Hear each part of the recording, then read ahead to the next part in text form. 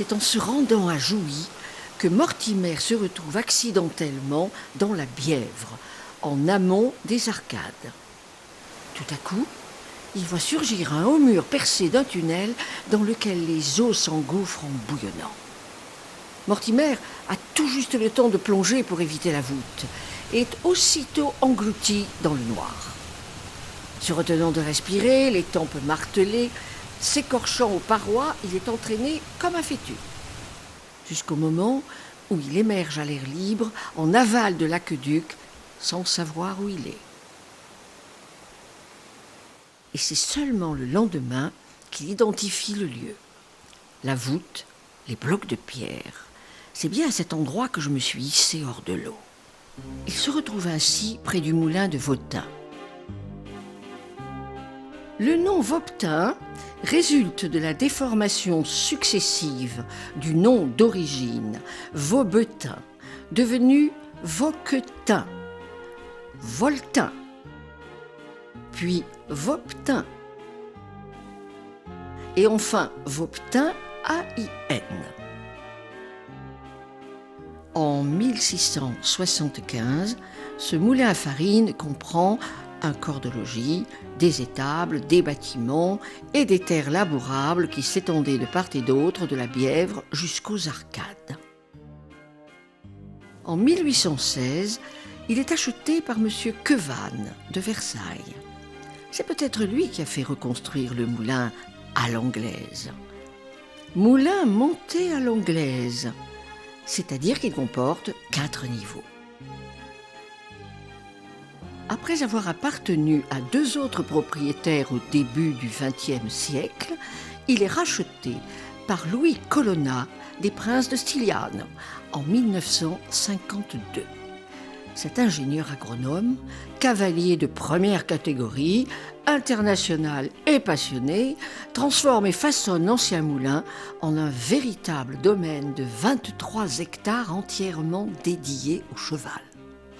Il fait construire les bâtiments autour de la cour d'entrée dans le style avec des matériaux anciens.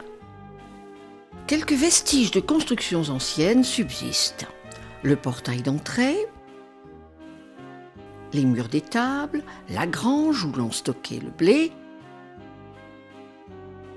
et un petit pont sur la Bièvre. En 2019, un dramatique incendie s'est déclaré dans la maison d'habitation, endeuillant la famille et endommageant une partie de l'édifice.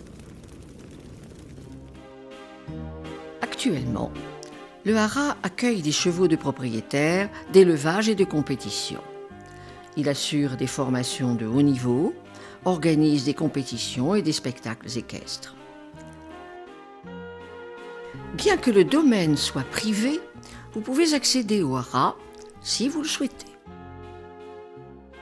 Mortimer vous recommande de ne pas suivre son exemple, mais de prendre le bucolique chemin du haras de Vaubetin, dit sentier de la Bièvre, sur 1 kilomètre, puis de revenir à la borne pour la suite du parcours.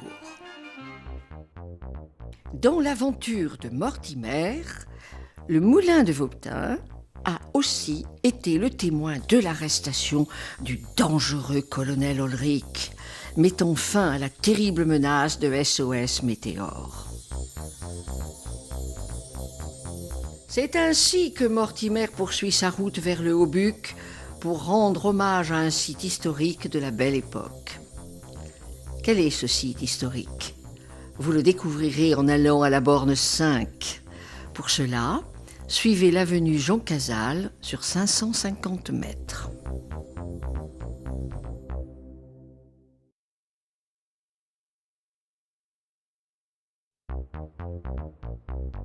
C'est arrivé sur le Haut-Buc que Mortimer découvre la monumentale porte de l'aéroparc Louis Blériot.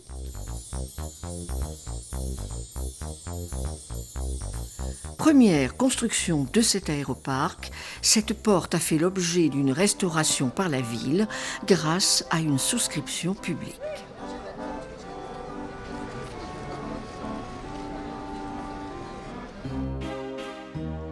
Après l'exploit de la traversée de la Manche à bord du Blériot 11 en juillet 1909, Louis Blériot doit faire face au succès de cet aéroplane, dont 300 sont commandés au salon aéronautique de cette même année.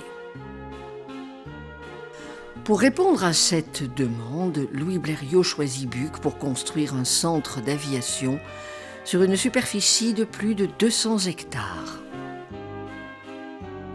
Il pourra y former les futurs pilotes, essayer les prototypes et organiser des spectacles aériens.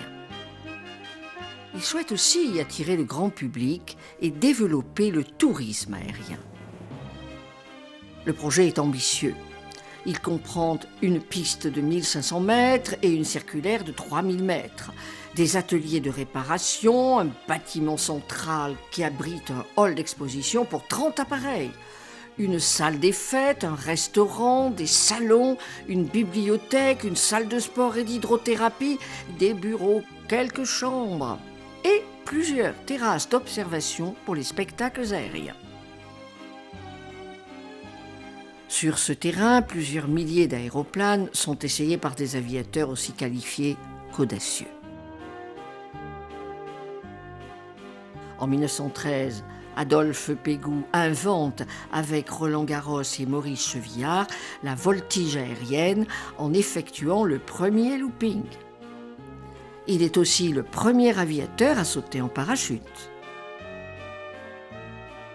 En mars 1913, Edmond Péreillon devient le recordman du monde d'altitude, à 6000 mètres. L'année suivante, il crée avec John de Maignoz la première patrouille de vol acrobatique, ancêtre de la patrouille de France. Dans les années 20, l'envergure des avions augmentant avec leur performance, l'aéroparc se modernise avec la construction de 3 nouveaux hangars, considérés comme une remarquable réalisation architecturale, ici rénovée. Au sommet de son succès, l'aéroparc offre une prospérité certaine à la ville. 150 à 200 Bucquois tirent leurs ressources directement de l'aviation. Mais dans les années 30, l'installation d'autres constructeurs aéronautiques et de 2 aéroclubs marque une rupture dans l'identité de l'aéroparc et annonce le début de son déclin. Le 1er août 1936, Louis Blériot décède. 10 jours après, sa société est nationalisée. La Seconde Guerre est proche. En 1940, l'aéroparc est occupé par l'armée allemande, puis bombardé par les Alliés. À la Libération, les armées américaines puis anglaises s'installent dans un aéroparc en ruine. Dans les années 50, il accueille l'aviation légère de l'armée de terre pour la formation des pilotes qui vont servir en Algérie. Après le départ de la LAT en 1966, les activités de l'aéroparc cessent. Il est officiellement fermé en 1970. La ville de Buc, par sa participation active au développement de l'âge d'or de l'aviation, témoigne d'un patrimoine aéronautique notoire, comme le nom de ses rues, le monument Jean Cazal, l'as de la Grande Guerre, la stèle de Massotte, recordman de vitesse et champion du monde de voltige, le Mirage 3, et par le soutien financier de la construction à l'identique du Blériot 11-2 Pégoud, immatriculé en 1990 et nommé Ville de Buc. Cet aéronef a survolé la ville lors des fêtes de Buc en 1991.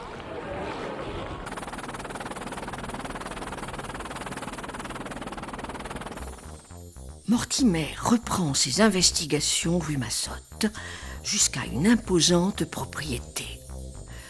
De quelle propriété s'agit-il ? Vous la découvrirez en rejoignant la borne 6. Pour cela, Suivez la rue Louis Massotte sur 250 mètres.